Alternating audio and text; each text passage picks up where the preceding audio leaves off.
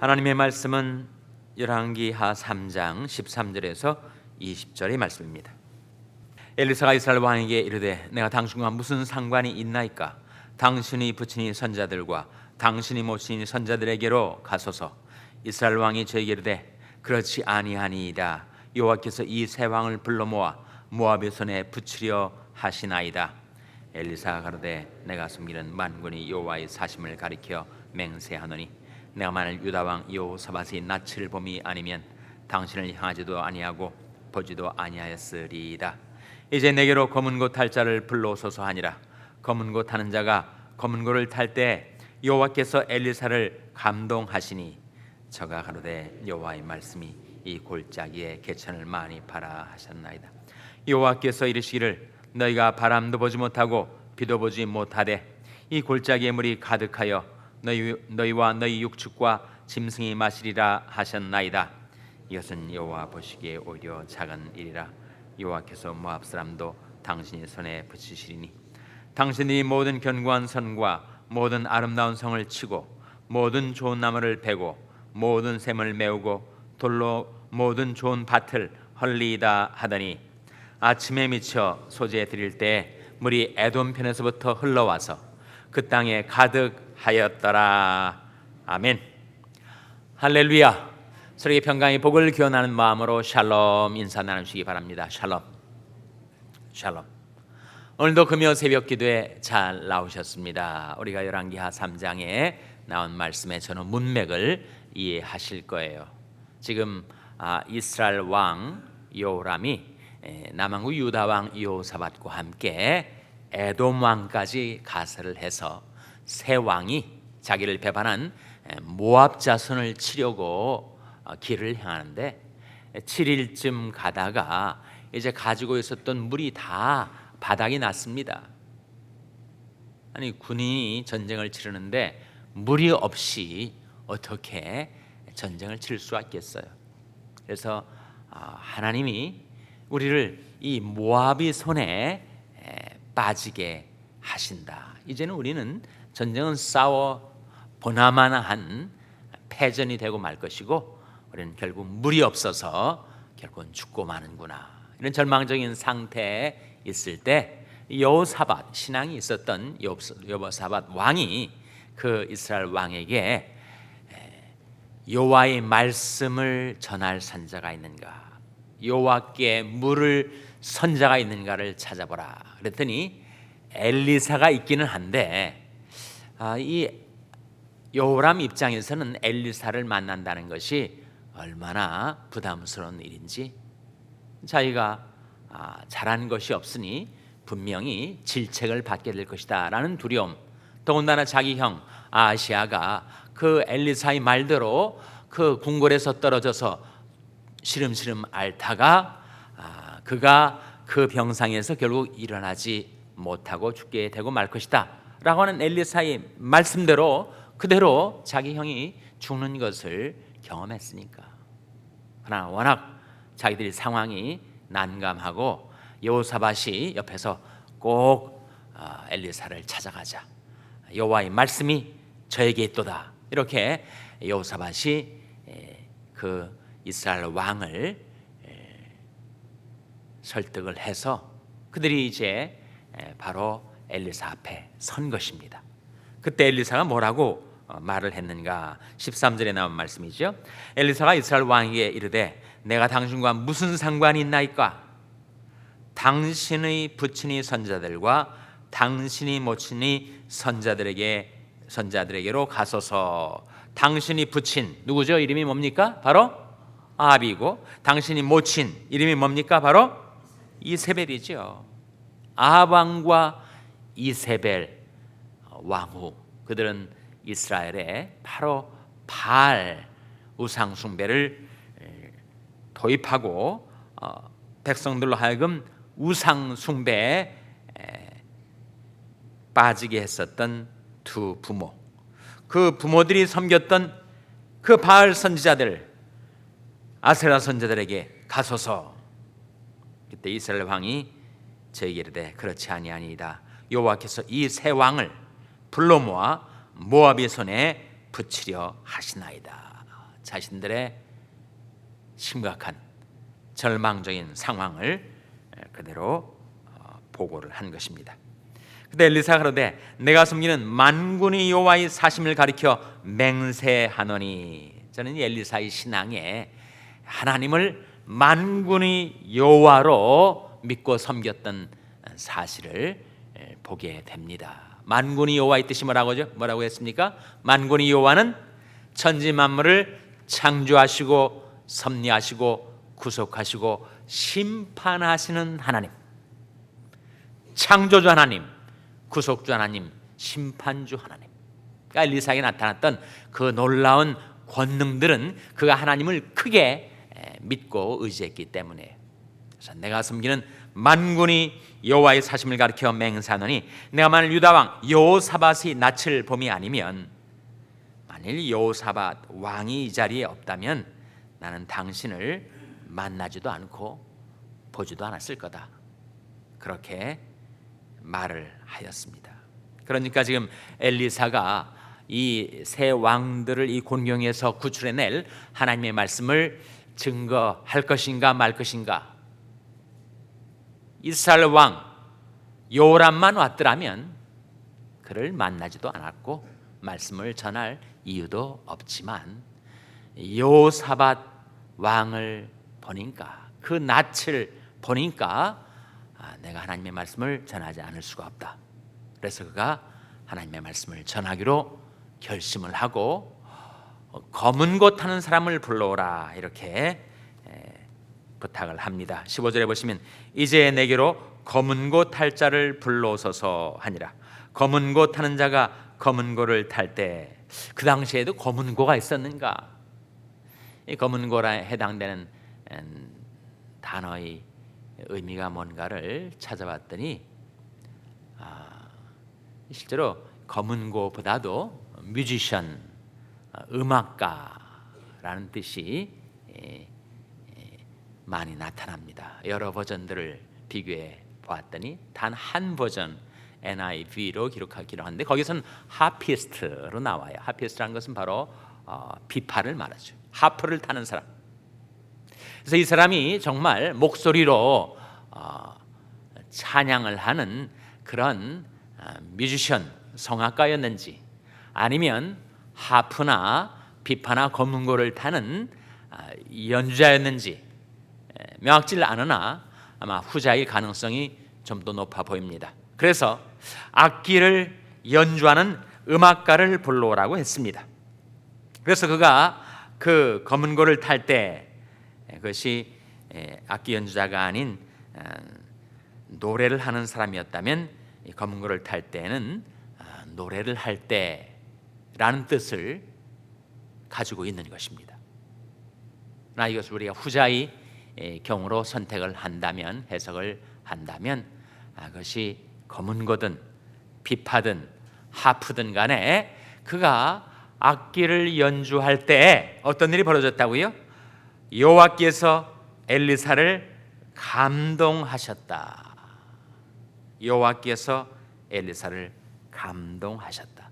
그래서 엘리사의 입을 통해서 하나님의 말씀이 쏟아져 나오게 되었는데, 이것은 우리 음악과 말씀의 관계에 대해서 아주 시사적인 대목을 우리가 지금 보고 있습니다.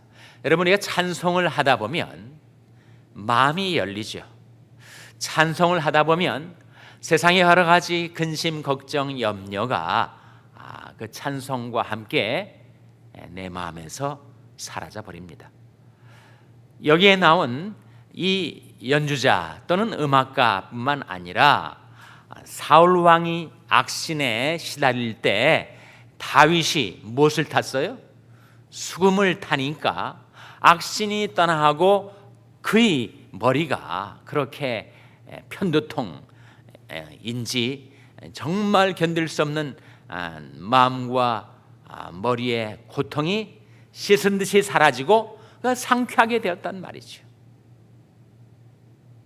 그래서 멀린 캐로더스라는 그 미국의 유명한 군목인데, 아미 채플린인데, 그가 쓴 두 책, 지옥 생활에서 찬송 생활로라는 책과 찬송 생활의 권능이라는 두 책에서 그는 자기가 미 육군 군목으로 있으면서 많이 접했던 병사들 그리고 그 가족들의 삶 속에서 군인들 가족들도 겪는 애환이 많은 모양입니다. 그래서 온갖 어려움을 당할 때 그들이 하나님 앞에 찬송을 드렸더니 어떤 놀라운 권능이 그들에게 임해서 그들이 문제를 해결하고 그들이 새로운 삶을 살게 되었는가를 간증하고 있는 책들, 다 실제로 일어났었던 일화들을 담고 있는 책입니다.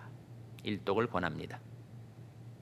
찬송하면 어디서 오는지 알 수 없는 신비한 능력이 우리에게 임한다. 범사에 감사하라. 이는 그리스도 예수 안에서 너를 향하신 하나님의 뜻이니라. 우리가 범사에 감사 찬송 드리면 하나님께서 모든 것 합력하여 선으로 바꿔주시는 신비한 능력이 그에게 임한다. 그 두 책의 주제예요. 그래서 여러분 찬송을 좀 즐겨 부르시기를 바랍니다. 옛날 한국의 부흥시대에는 사람들이 정말 찬송을 오늘날보다 더 많이 불렀던 것 같은데 요즘은 찬송을 그렇게 즐겨 부르는 사람들이 많지 않은 시대가 아닌가. 그것이 우리 신앙의 지수이기도 한 것 같습니다. 우리 신앙의 열심과 열정과 그 믿음이 찬송 생활과 정비례하는 것이 아닌가. 우리가 교회로 모였을 때이든 나 혼자 있을 때든 찬송을 좀 많이 부르시고 찬송 부르기가 쉽지 않을 경우는 찬송을 또 많이 들으시고, 그래서 우리에게 찬송이 있으면 감동을 받는다는 거예요. 지금 엘리사가 그 검은 곳 하는 사람의 그 찬송 소리를 듣는 가운데 그가 감동을 받게 되고 말씀을 전하게 되었다. 우리 장로교 예배 리터지 예식 예전 가운데 꼭 말씀 선포하기 전에 성가대가 찬송을 부른단 말이죠. 성가대가 찬송을 부르는 가운데 사람들이 마음이 열리고 찬송 가운데 임하시는 주님을 바라보게 되는 것입니다. 이스라엘의 찬송 중에 거하시는 주여, 주는 거룩하시니이다. 그래서 여러분 찬송을 많이 부르면 우리는 성령의 충만을 받기가 쉽습니다. 찬송을 많이 부르면 내 심령에 감동을 받기가 쉬워요. 지금 엘리사의 케이스가 바로 그런 경우 아니에요? 엘리사가 찬송 소리를 듣는 가운데 무엇을 받았다고 했습니까? 감동을 받았다. 본 말씀 다시 보시면 15절이죠. 이제 내게로 검은 곳 탈 자를 불러소서 하니라. 검은 곳 타는 자가 검은 곳을 탈 때 여호와께서 엘리사를 어떻게 하셨다고요? 감동하셨다. 찬송 생활에는 권능이 임합니다. 내가 지옥 같은 상황에 있다 할지라도 찬송을 부르다 보면 우리가 천국으로 옮겨지는 것 같은 그런 체험을 하게 된다 하니, 그러면 얼마나 찬송이 귀중한 거예요. 한국 사람들은 원래 천성적으로 노래 부르기를 즐겨하는 민족이라고 하는데, 여러분 세상 노래를 불러도 위로를 받는데 하물며 하나님을 찬양하는 노래를 부르면 얼마나 우리가 위로를 받고 힘을 얻겠습니까? 제 친구 하나는 찬송 부를 힘조차 없어가지고 너무 힘들게 생활을 할 때 그런 찬송가를 펴가지고 목소리가 안 나오니까, 노래할 힘조차 없으니까 찬송가 가사 하나하나를 짚어가면서 한 소절 한 소절을 읽어갔대요. 이 찬송가 가사가 다 말씀이 용해된 것, 말씀이 녹아 들어있는 거 아닙니까? 이 찬송가 가사를 읽어나가는 가운데 은혜를 받고 회복되기 시작했다, 그런 얘기를 하더라고요. 그래서 찬송을 부르다 보면 우리는 찬송 가운데 임하시는 주님을 만나 배울 수가 있고, 찬송을 부르다 보면 감동받기가 쉽습니다. 어떤 때는 여러분 찬송 부르다가 눈물이 두두둑 떨어지는 그런 경험을 하시는 분들도 계실 거예요. 찬송에 그렇게 은혜가 담겨 있습니다. 그런데 이 말씀 여호와께서 엘리사를 감동하시니라고 우리말로는 번역을 했지만 원래 뜻은 여호와의 손이 엘리사에게 임했다라는 뜻입니다. 즉 찬송을 부르는 가운데 하나님의 손이 엘리사에게 임하는 거예요. 여호와의 손이 의미하는 바는 권능이지요. 하나님의 권능이 찬송 가운데 엘리사에게 임하자 엘리사에게서 하나님의 말씀이 쏟아져 나온 것입니다. 하나님이 보내신 이는 하나님의 말씀을 하나니 이는 하나님의 성령을 한량없이 주심이니라. 우리 주 예수 그리스도에 대한 요한복음 3장 34절의 말씀이에요. 하나님이 보내신 이는 하나님의 말씀을 하시니 이는 하나님이 성령을 한량없이 주심이니라. 찬송과 말씀으로 성령 충만을 받게 되면 하나님이 손이 우리에게 임하는 것을 체험하게 됩니다. 하나님의 권능의 손이 우리에게 임하면 어떻게 되겠습니까? 어떠한 해결될 수 없는 난제라 할지라도 그것이 다 풀려 버리는 것이죠. 지금 물이 떨어진 이 새 연합군, 이제는 꼼짝없이 죽을 수밖에 없는 그런 상황이었지만 엘리사에게 하나님의 감동이 임하고 주의 손이 임하고 하나님의 말씀이 선포되자 놀라운 기적이 일어나기 시작하는 것입니다. 자, 엘리사가 뭐라고 말하고 있는지 16절에 보시면 저가 가로되 여호와의 말씀이 이 골짜기 개천을 많이 팔아 하셨나이다. 하나님의 손이 그에게 임하자 그에게 하나님의 말씀이 나오게 되었는데 그 말씀의 내용은 이 골짜기에 개천을 많이 팔아 하는 것이었습니다. 여호와께서 이르시기를 너희가 바람도 보지 못하고 비도 보지 못하되 이 골짜기에 물이 가득하여 너희와 너희 육축과 짐승이 마시리라 하는 하나님의 말씀이 선포되었어요. 그리고 그들에게 물이 공급될 뿐만 아니라 전쟁에서도 승리를 안겨주리라 라고 하는 하나님의 말씀을 엘리사가 선포하자마자 어떤 일이 벌어졌는가? 20절 같이 읽겠습니다. 20절 말씀 시작. 아침에 미쳐 소재에 드릴 때에 물이 에돔 편에서부터 흘러와서 그 땅에 가득하였더라. 지금 비 하나 오지 않고 바람 한 점 없는 이 상황에서 어디서 이 골짜기에 물이 가득하게 되었는가? 어디서부터 흘러왔다고요?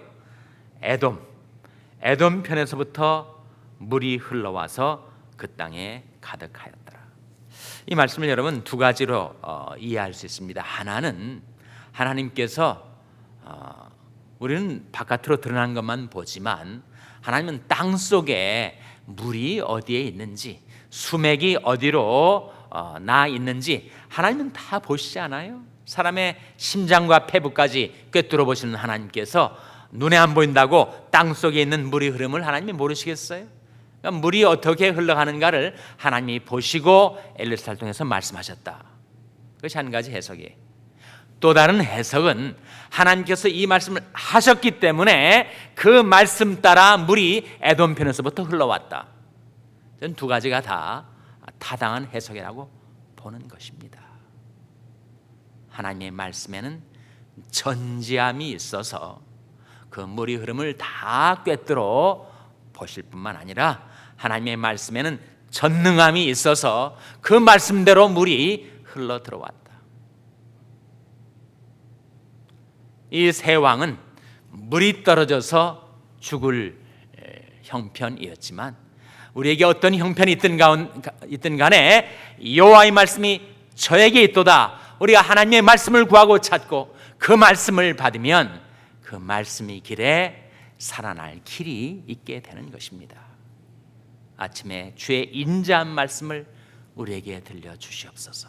주의 신이 선하시오니 우리를 공평한 땅으로 인도하소서. 이 새 우리 하나님의 말씀을 일심으로 구하고 찾고 따라가고 그리고 하나님의 말씀의 능력으로 여러분의 삶의 문제가 놀랍게 기적적으로 해결되게 되시기를 주님의 이름으로 축원합니다. 기도하시겠습니다. 오늘 말씀 기억하며 하나님, 제대 하나님의 말씀 따라 형통한 자의 삶을 살게 하여 주시옵소서. 기도하시기 바랍니다. 우리 자녀들 위해서 기도할 때 하나님, 저희 자녀의 하나님의 말씀을 보내셔서 그 말씀 따라 행할 때 저들의 삶이 형통케 되게 하여 주시옵소서. 자녀들 위해서 기도하시기 바랍니다. 평생에 낙한 지체들 위해서 기도해 주시기 바랍니다. 주님의 글과 권능이 손으로 그 생명을 지켜주시고 그 영혼을 인도하여 주시옵소서. 위하여 기도해 주시기 바랍니다. 여러분이 생업을 위해서 기도하시고 우리 샬롬교회를 위해서 기도하실 때 하나님, 저희 샬롬교회가 하나님의 말씀으로 형통하는 교회가 되게 해 주시옵소서. 교회를 위해서 기도해 주시기 바랍니다. 어떤 한미 가정 상담소의 사역을 위해서 기도해 주시기 바랍니다. 하나님이 아직 하나님 앞에 나온 저희들에게 성령으로 충만케 하여 주시옵소서. 이런 제목들로 우리 합심해서 기도하겠습니다.